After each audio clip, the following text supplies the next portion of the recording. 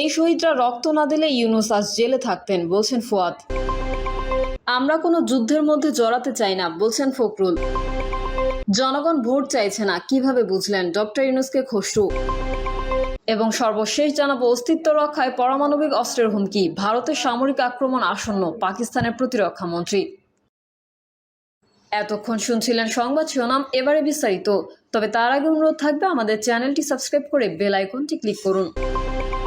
এই শহীদরা রক্ত না দিলে ইউনূস আজ জেলে থাকতেন, বলছেন ফুয়াদ। এই শহীদরা রক্ত না দিলে অন্তর্বর্তী সরকারের প্রধান উপদেষ্টা ডক্টর ইউনূস আজ জেলে থাকতেন বলে মন্তব্য করেছেন এবি পার্টি সাধারণ সম্পাদক ব্যারিস্টার আসাদুজ্জামান ফুয়াদ। ডক্টর ইউনূসকে হাসিনার নির্যাতনের কথা মনে রাখতে বলেছেন তিনি। সম্প্রতি রাজধানীতে একটি অনুষ্ঠানে তিনি এসব কথা বলেন। ফুয়াদ বলেন, আমার শত্রু কারা এবং আমার স্বার্থ কি, এর সাপেক্ষেই হচ্ছে আগামী দিনে বাংলাদেশের রাজনীতি তৈরি হতে হবে। সেই দায় ও দরদের রাজনীতিতে বাংলাদেশের দুই প্রশ্নে সবচেয়ে বড় ক্রিটিক্যাল ইস্যু হচ্ছে, আমরা কালেকটিভলি ফ্যাসিবাদ বিরোধী আন্দোলন যারা করেছি তারা আওয়ামী লীগ প্রশ্ন কিভাবে হ্যান্ডেল করছি বা ডিল করছি। কারণ আওয়ামী লীগ জাতীয় পার্টি এবং 14 দলীয় ল্যাসপেন্সারদের যে মাফিয়া কার্টেল ছিল তারা স্বাভাবিক কোনো রাজনৈতিক দল না। যারা মনে করে থাকেন যে রাজনৈতিক দল আকারে ইন্টারন্যাশনাল কনভেনশন মোতাবেক যেই সিভিল পলিটিক্যাল রাইটস তারা প্রিভিলেজ আকারে পাওয়ার কথা ছিল তারা সেটা পাবেন। জাতিসংঘের মানবাধিকার রিপোর্টে যেটা বলা হচ্ছে, আওয়ামী লীগ রাজনৈতিক দল, তাদের নিষিদ্ধ করা যাবে না। তাদের কাছে প্রথম প্রশ্ন হচ্ছে, আওয়ামী লীগ রাজনৈতিক দলের সংজ্ঞায় পড়ে কিনা, সেটা আগে আদালতে আওয়ামী লীগকে প্রমাণ করতে হবে। এবি পার্টি সাধারণ সম্পাদক বলেন, যদি জনতার আদালতে, বাংলাদেশের গণ অভ্যুত্থানের পরবর্তী বাংলাদেশ 2-এর আদালতে এবং বিচারিক আদালতে আওয়ামী লীগ যদি প্রমাণ করতে পারে তারা রাজনৈতিক দলের সব সংজ্ঞা পূরণ করতে পারবে, তবেই রাজনীতিতে থাকার দ্বিতীয় শর্ত, দ্বিতীয় প্রশ্ন আসতে পারে। তিনি আরও বলেন, 1400 শহীদদের রক্ত দিয়ে দেয়ালে দেয়ালে আওয়ামী লীগের ভবিষ্যৎ লেখা হয়ে গেছে। ওই ভবিষ্যৎ কোনো কালো কালি দিয়ে মুছে দিয়ে আবার নতুন করে লেখবার প্রয়োজন হবে না। তাই প্রশ্ন হচ্ছে, আওয়ামী লীগ প্রশ্ন আমরা কিভাবে ডিল করব। এটাই হচ্ছে সম্মিলিত সিদ্ধান্তের জায়গা। এবং প্রধান উপদেষ্টার কাছে আমরা যখন দেখা করেছি বারবার বলেছি 4টা গণতদন্ত কমিশন গঠন করবার জন্য।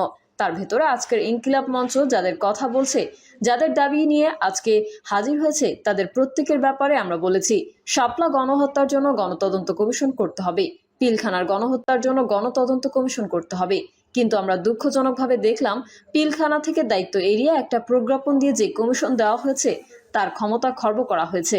সেই মামলার প্রশ্ন আলোচনা করতে পারবে না, কোনো ফাইল রিকল করতে পারবে না, সাক্ষীদের তদন্ত করতে পারবে না। ঠিক এভাবে একই চক্রান্ত করে একটা আইওয়াসের কমিশন দিয়ে বাংলাদেশে আবার নতুন ষড়যন্ত্র হচ্ছে। আবার কোনো যুদ্ধের মধ্যে জড়াতে চাই না, বলছেন ফখরুল। মিয়ানমারকে মানবিক করিডোর দেওয়ার বিষয়ে রাজনৈতিক দলগুলোর সঙ্গে আলোচনা করা উচিত ছিল বলে মন্তব্য করেছেন বিএনপির মহাসচিব মির্জা ফখরুল ইসলাম আলমগীর। মানবিক করিডোর সম্পর্কে জনগণকে বোঝাতে গিয়ে বিএনপির মহাসচিব বলেন, গাজাতে এখন যুদ্ধ চলছে, সেখানে যাওয়া যায় না, কিন্তু জাতিসংঘ থেকে সেখানে খাবার ওষুধ পাঠাতে হলে জর্ডান অথবা মিশর থেকে রাস্তা তৈরি করে গাজাতে পাঠাতে হয়। তিনি আরও বলেন, ভালো কথা, মানবিকতার দরকার আছে।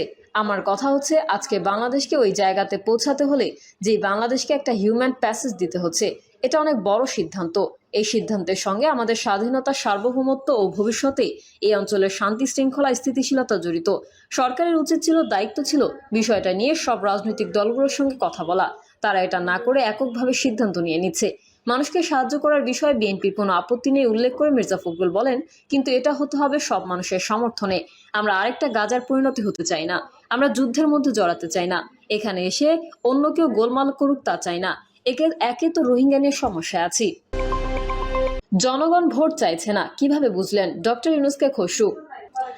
জাতীয় নির্বাচন এবং অন্তর্বর্তীকালীন সরকার নিয়ে বাংলাদেশের জনগণের চাওয়ার বিষয়ে প্রধান উপদেষ্টার দেওয়া বক্তব্যের তীব্র প্রতিক্রিয়া জানিয়েছেন বিএনপির স্থায়ী কমিটির সদস্য আমির খসরু মাহমুদ চৌধুরী।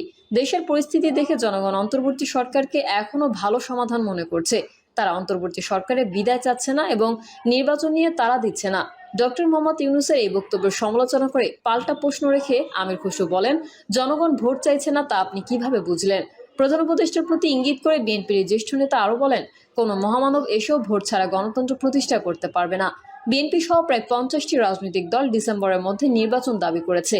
এর আগে কাতার ভিত্তিক সম্প্রচার মাধ্যম আল জাজিরার বৈশ্বিক নেতাদের সাক্ষাৎকারমূলক অনুষ্ঠান টক টু আল জাজিরায় বাংলাদেশ পরিস্থিতি ও নির্বাচন নিয়ে কথা বলেন প্রধান উপদেষ্টা।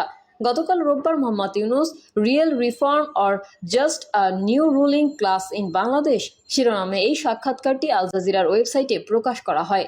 সেখানে ডক্টর ইউনূস বলেন, বাংলাদেশের পরিস্থিতি দেখে এখনো মানুষের মনে করে অন্তর্বর্তী সরকার তাদের জন্য ভালো সমাধান। তারা বলছে না অন্তর্বর্তী সরকারকে বিদায় দাও, তারা এখনই ভোট চাইছে না, কেউ তা বলছে না। আমরা সেদিকেই যাচ্ছি। আমরা এমন কোনো সমস্যার সম্মুখীন হইনি যেখানে জনগণ বলছে যত দ্রুত সম্ভব নির্বাচন দিয়ে ক্ষমতা হস্তান্তর করা হোক। তার এই বক্তব্য প্রকাশের একদিন পরই সাংবাদিকদের প্রশ্নের জবাবে আমির খসরু চৌধুরী বলেন, আপনাদের পরিষ্কারভাবে বলতে চাই, কোনো মহামানব এসেও ভোট ছাড়া গণতন্ত্র দিতে পারবে না। ভোটের মাধ্যমে জনগণ তাদের প্রতিনিধি নির্বাচিত করবে। তিনি বলেন, আমরা বিশ্বাস করি প্রধান উপদেষ্টা রাজনৈতিক দলের সঙ্গে বৈঠকে যে প্রতিশ্রুতি ও বক্তব্য দিয়েছেন তার কোনো ব্যত্যয় হবে না। প্রধান উপদেষ্টা বিএনপির সঙ্গে আনুষ্ঠানিক সর্বশেষ বৈঠকের বক্তব্যকেই পুনরায় ঘোষণা দিয়েছেন। জুনের মধ্যে নির্বাচনের প্রশ্নে জাতীয় ঐকমত্য তৈরি হয়েছে।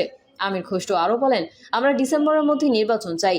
জনগণ তাদের ভোটাধিকার প্রয়োগ করে সরকার গঠন করতে রক্ত দিয়েছে। এই ত্যাগ কোনো মহামানবের প্রতিষ্ঠার জন্য নয়, কার্যকরী গণতন্ত্র প্রতিষ্ঠার জন্য। অস্তিত্ব রক্ষায় পারমাণবিক অস্ত্রের হুমকি, ভারতের সামরিক আক্রমণ আসন্ন, পাকিস্তানের প্রতিরক্ষা মন্ত্রী। কাশ্মীরের পর্যটকদের ওপর প্রাণঘাতী বন্দুক হামলার পর পাকিস্তানের প্রতিবেশী ভারতের সামরিক আক্রমণ আসন্ন বলে আশঙ্কা প্রকাশ করেছেন দেশটির প্রতিরক্ষা মন্ত্রী খাজা মোহাম্মদ আসিফ।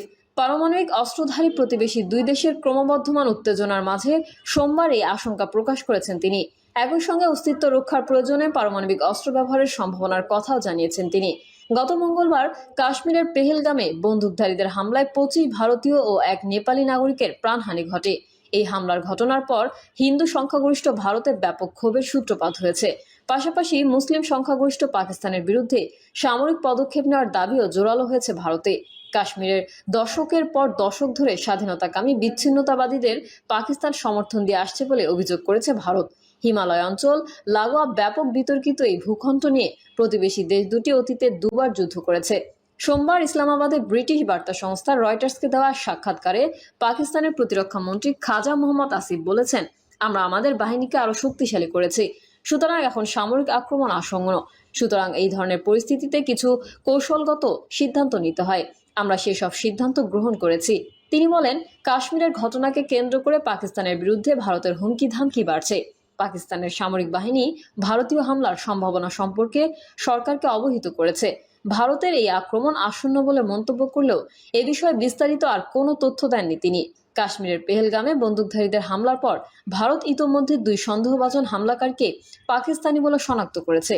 তবে ইসলামাবাদ এই হামলার ঘটনায় জড়িত থাকার অভিযোগ অস্বীকার করেছে এবং নিরপেক্ষ তদন্তের আহ্বান জানিয়েছেন। খাজা আসিফ বলেন, পাকিস্তান উচ্চ সতর্ক অবস্থায় রয়েছে। তিনি বলেন, আমাদের অস্তিত্বের জন্য প্রত্যক্ষ কোনো হুমকি তৈরি হলেই কেবল পারমাণবিক অস্ত্রের ভান্ডার ব্যবহার করা হবে। প্রিয় দর্শক, এই ছিল এখনকার সর্বশেষ সংবাদ। আপডেট ও সংবাদ পেতে চ্যানেলটি সাবস্ক্রাইব করে বেল আইকনটি ক্লিক করুন। কমেন্টে আপনার মতামত জানিয়ে আমাদের সাথেই থাকুন। ধন্যবাদ সবাইকে। আল্লাহ হাফেজ।